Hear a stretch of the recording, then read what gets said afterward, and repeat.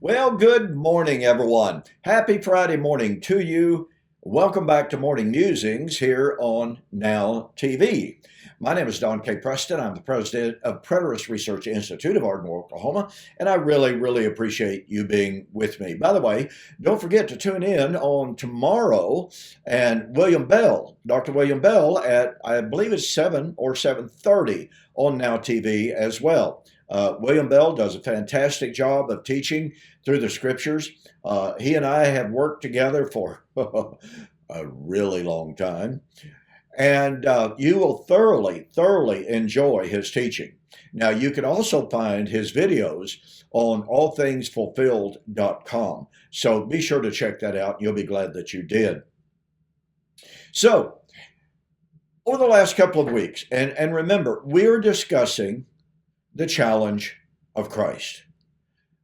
I've been contacted just recently by some individuals interacting with some Muslims, and he didn't know exactly how to deal with the Muslims, and the Muslims didn't seem to want to really engage and find out what he believed. And that's typical. An awful lot of times somebody has that is in a belief system and they do not feel qualified to actually defend their system. They will try to deflect, and they want to do all of the speaking. They want to do all of the teaching, as it were. They don't want their views challenged. I'll never forget right here in Arkansas, right here in Ardmore, Oklahoma, several years ago. I needed some air conditioning work done, and I was told about a fellow here in town that does it. And so I contacted him. Well, I went to see him, and it was obvious from the very get-go, there seemed to be a wall between us. He very standoffish. He was not very friendly. And at the time, what you need to know as a backstory here is that I published every single week in the local newspaper an article. And once a month at least, I discussed eschatology. Made no bones about what I teach. Okay? So one day I'm visiting with him because he had said, well, come back, talk to me a different time, etc. I said, okay. And I mean, literally out of the clear blue sky, he goes, well, I guess you know. He was a little bit vehement. I guess you know the gospel is being preached into all of the world like never ever before. And that means the coming of the Lord is at hand. Well, you know, I've written a book entitled Into All the World, Then Comes the End. I was going to give this gentleman a free book for him to consider. And I said, well, you know, there's another side to that. And boy, he goes, nope, don't want to hear it. He said, I know what you believe. I'm not interested in it. All I know is the gospel is being preached in all the world, and that means the coming of the Lord is at hand. And he said, I don't care what you have to say. Well, okay. Not much else that can be said. So then I understood why, from the very beginning, he was kind of standoffish and defensive and what have you. So what I've been trying to share with you on the challenge of Christ is information that will equip us all to be able to defend the integrity of Christ, the integrity of Scripture, the inspiration of Scripture, and to be able to answer the challenge of Christ. Because let me tell you, if you haven't already been confronted by someone who says Jesus failed, he lied, because he said he was coming back in the first century, but he didn't do it. Just yesterday, I got in a book, Truth About Armageddon by Bart Ehrman, very noted modern Greek scholar or biblical scholar. Oh, and he just, you know, look at all these failed predictions of the end. Look at the failed predictions of the New Testament. These predictions prove Jesus lied, or at the very best, he failed. He was just a deluded prophet like many other false prophets. I'd love to debate Bart Ehrman on this issue especially. So anyway, I've been sharing with you this information that helps you and me to defend Christ, to answer the challenge of Christ. And we've been focused on Daniel chapter 9, 24 to 27 now for a good little while. And the reason for it is very simple. Daniel 9 says 70 weeks are determined to seal vision and prophecy. Well, to seal vision and prophecy meant to bring the prophetic office to a close through the fulfillment of all prophecy. Well, the fulfillment of all prophecy would include the prophecy of the resurrection, the judgment, the coming of the Lord, right? I don't know of anyone that denies the time of the resurrection is the time when all prophecy would be fulfilled. Just a given. And so one of the aspects that I have been investigating here is the idea of entering into the most holy place, i.e., heaven itself. And you may have sat there from time to time and you go, well, Don, what exactly does this have to do with answering the challenge of Christ? Well, it's very simple. Christ was supposed to return to restore man to fellowship between heaven and earth. Ephesians chapter 1, 10, 11. It was God's intent. He predetermined before the foundation of the world that in the stewardship of the fullness of time, he would gather together in one all things that are in heaven and that are on earth in one body in Christ. That's the ultimate eschatological goal. Once again, that restoration was to be accomplished, fully accomplished. It began with the ministry of John the Baptizer. Acts chapter 1, John, as Elijah, was to come and to restore all things. And he uses a form of the Greek word, apokaphistonai, is the word he used. And that's used in Acts chapter 3, that the restoration, apokatastasis, and again, apokaphistonai is a form of that word, was to be fully accomplished at the second coming of Christ. So do you see what I'm doing here? The fellowship between heaven and earth would be restored. I shared with you in the very first video of this particular aspect of my study, where physical death was always a natural part of the creation of God. I shared with you how in one of my formal debates with Dr. David Hestry of Montgomery, Alabama, a professor on the faculty there, I had asked him about physical death. He said physical death existed before sin. It was always, quote, a natural part of the created order, unquote.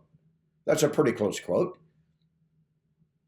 What that means, ladies and gentlemen, is that physical death was not the curse. Because after all, if physical death existed prior to sin, then that means that since prior to sin, God declared everything that he had created to be good, that means he was declaring physical death itself to be good. You see the problem? I hope you see the train coming about this time. And by the way, very notable scholars in our religious world today, men such as N.T. Wright, Scott McKnight, some others, they all believe physical death existed prior to sin. Well, if physical death existed prior to sin, then let me reiterate. Physical death is, number one, not the enemy of the child of God who is forgiven of sin. Sin is what separates. Sin is what kills.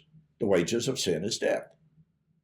So, if and when man is forgiven of sin, they have triumphed over death. And specifically, man in the garden prior to sin was living during a period of time in which there was unbroken fellowship between heaven and earth.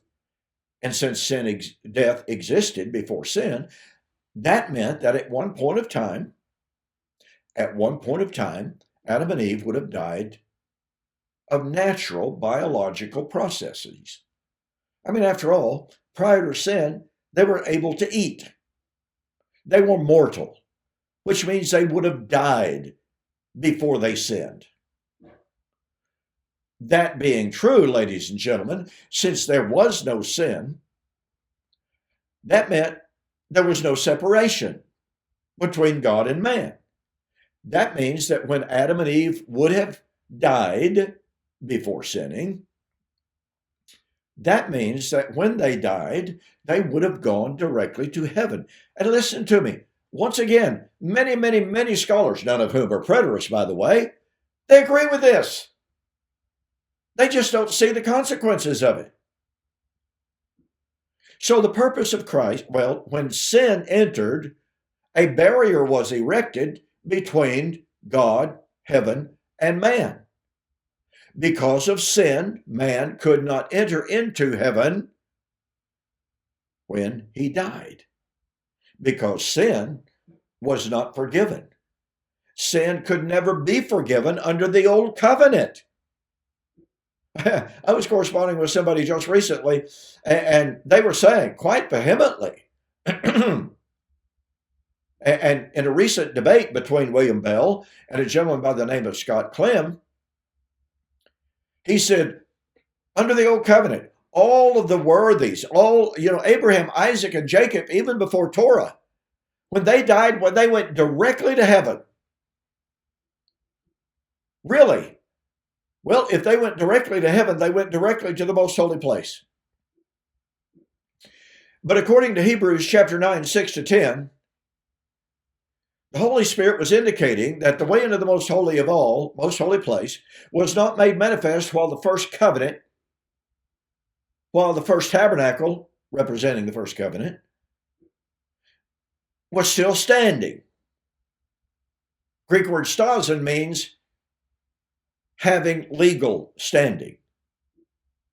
And that old covenant system was imposed, Greek word epikaimai, until the time of Reformation. Okay, watch. No man could enter into the most holy place. Why? Because the old covenant stood only in meats, drinks, divers washings, and sacrifices which could never make the worshiper, those who offered the sacrifices, perfect regarding conscience. Well, because there was no forgiveness, man could not enter into the most holy place. And that old covenant system, which could not give forgiveness, was going to stand imposed, legally binding, until the time of Reformation. Oh, what in the world is the time of Reformation? It's the time of forgiveness. It's the time when, because of forgiveness, man could then enter into the most holy place. It's the time when fellowship between heaven and earth would be restored. There would no longer be a barrier between heaven and earth, that barrier being sin. Sin's the only barrier. Behold, the arm of the Lord is not shortened that he cannot save. His ear is not heavy that he cannot hear you, but your sins have separated between you and your God, that he will not hear you, and that he cannot save you, or will not save you. Isaiah 59, 1 and 2. Do you see the point here, ladies and gentlemen? Do you see how it is covenantally based? Skeptics, scoffers, want to look at material creation as part of the problem, as part of the curse, as physical death, as part of the curse. No, sin is the curse. The wages of sin is death. Look, even John Calvin understood. And I wrote my book entitled The Death of Adam, the Life of Christ, a couple of years ago now, I guess. And if you want to order that book, you go to my website, DonKPreston.com, BibleProphecy.com. If you order the book as a result of watching this video and you mention watching this video, I'll refund your shipping. That's going to save you $8.95. Okay? So go to my website, DonKPreston.com, BibleProphecy.com. Go to the bookstore and just look up the book, Death of Adam, Life of Christ. Because in that book, I point out how John Calvin said, sin's the problem.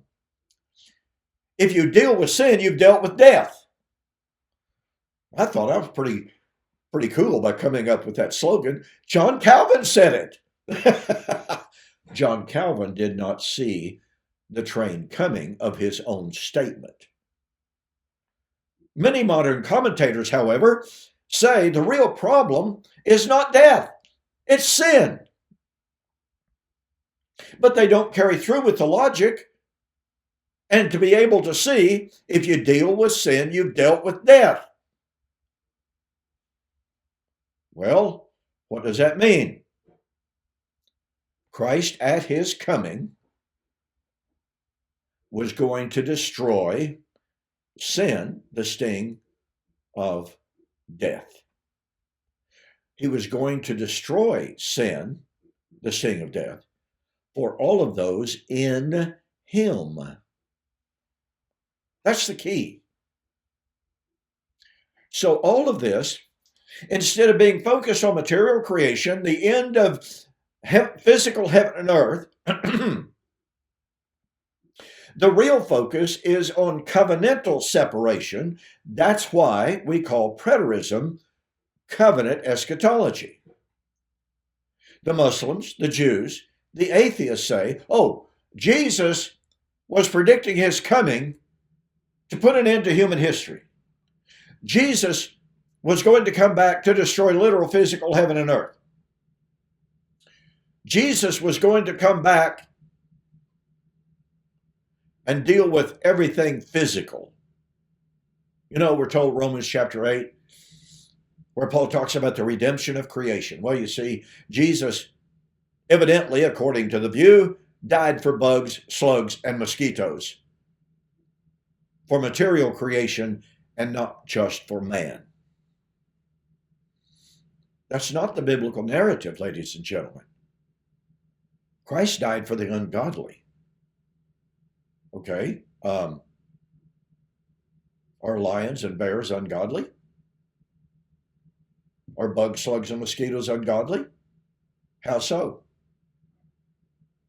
Job tells us that from the very beginning, the ostrich was created as it is. Was created as it is. No curse on the animals. You see the issue? So, once again, I've been presenting this case demonstrating that the issue is sin, the issue is separation, the issue is covenantal alienation. Once we demonstrate, ladies and gentlemen, this is what's so critical. Once we demonstrate that biblical eschatology is not about the end of time, not about the end of physical creation, not about physical bodies coming out of the grave, but once we demonstrate that covenant eschatology, properly understood, is about the old covenant, the end of the old covenant age, which was the age of sin and death. It was the age in which the law of sin and death, and the law of sin and death said very simply, you sin, you die. Okay, you sin, you die. But notice what the writer says. No one wants to deal with this. I mean, it's absolutely stunning. Paul said, the law of the Spirit of life in Christ Jesus has made us free from the law of sin and death. Now, that being set free was in the process. According to 2 Corinthians chapter 3, for by one Spirit are we all being transformed from glory, glory of the old covenant, to glory, into the image of God. What is the resurrection? The resurrection is the transformation, the transference, the change from the glory of mankind to the glory of Christ, from the glory of the old covenant to the glory of the new covenant. Being transformed from the old man under the law of sin and death, the old man which is corrupt according to deceitful lust, Ephesians 4:17 and following, being transformed into the image of Christ. That's resurrection, right? And yet, listen to me. Paul said all of that was taking place already in the first century. They were waiting for Christ to come to consummate that, to perfect that.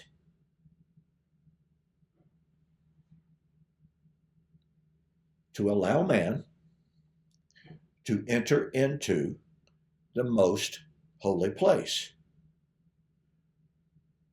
Man doesn't have to die biologically to be in the presence of God.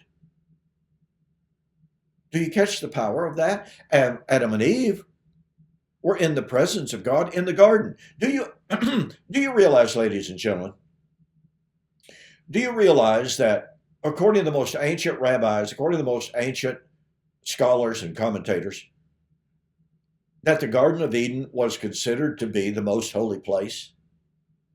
It was man on earth in a physical body in fellowship with God. No barrier. So ask yourself the question, why does man have to die and leave the earth, get a new body, and come back to get a new body, to be in fellowship with God, and thus, not in a necessarily geographic sense, but certainly in a covenantal sense, to be within the most holy place? And you see, it took the work of Christ to bring that into a reality. I took note a few moments ago how this one individual, this Scott Clem, in his debate with William Bell, said all of the individuals under the old covenant, from even before Torah, when they died, they went to heaven. Well, not according to Hebrews chapter 6. Not according to Hebrews chapter 11, as William Bell so masterfully pointed out. Hebrews chapter 11 pointed out those Old Testament worthies looked for the better resurrection. They looked for the city whose builder and maker is God. They looked for the heavenly city and the heavenly country. But these all died in faith, not having received the promises.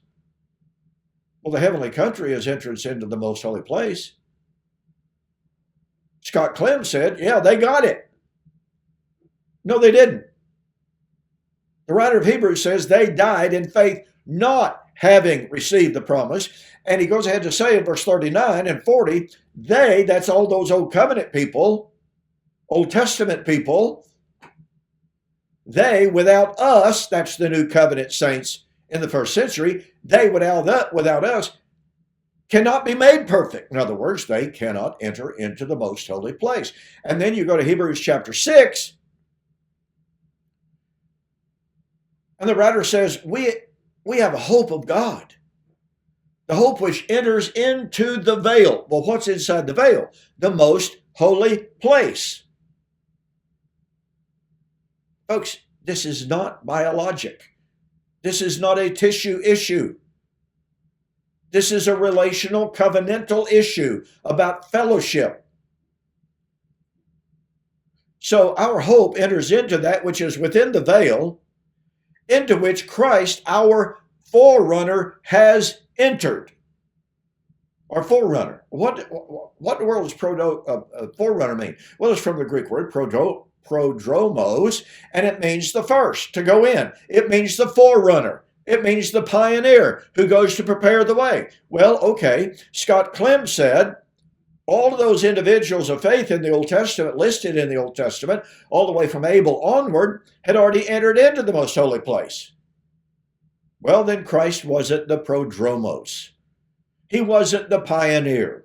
He wasn't the first to enter to prepare the way.